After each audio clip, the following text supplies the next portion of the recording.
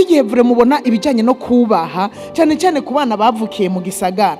Sinzi ko ari twebwe vyagoye abavyeyi tudahindera abana uko bikwiriye. Usanga abana bakuze batubaha.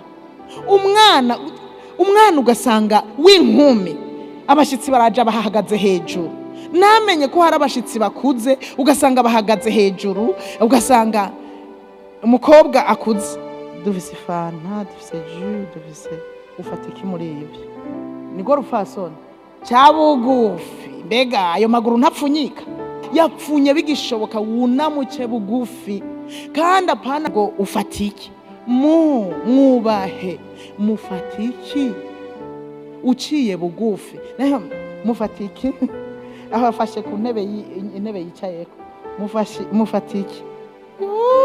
Abo nibo bana ba hano mu gisagari wacu.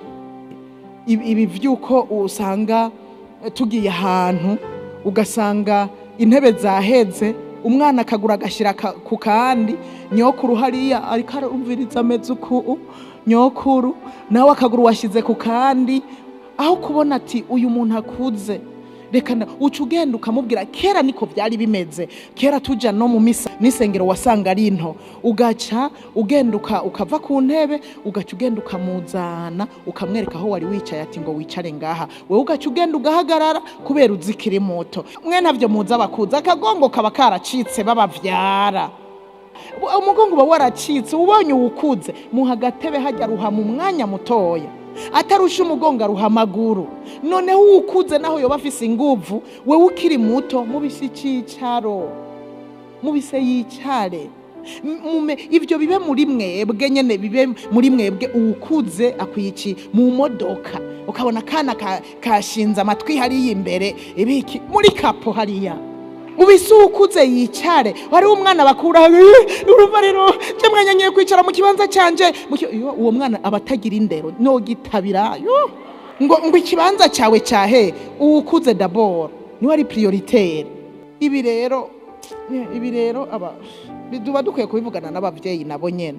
Erega hari abavyeyi ari busanga bararekeranye, batibuka ngo babiganiriza abana, batibuka ngo babarindero ijya nyene yahajya kuziko, ijya nyene yahajya muri salo, kuko hajya nyene muri salo niho tubigishiriza.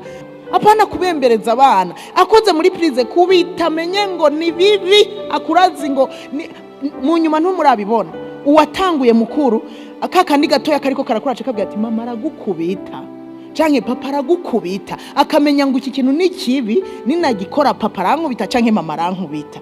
Rero hari ingorane ku bana bo mu gisagara. Nimba ari umwanya muke abavyeyi bafise navyo nomenya, ariko umwanya muke dufise nukuri gutransmeta indero. Mugabo mbisa mama wacu umuntu atanga icyo afise. None ko mbona hariho n'abavyeyi bagenda gusa azoza kubwira umwana ngo niyambare.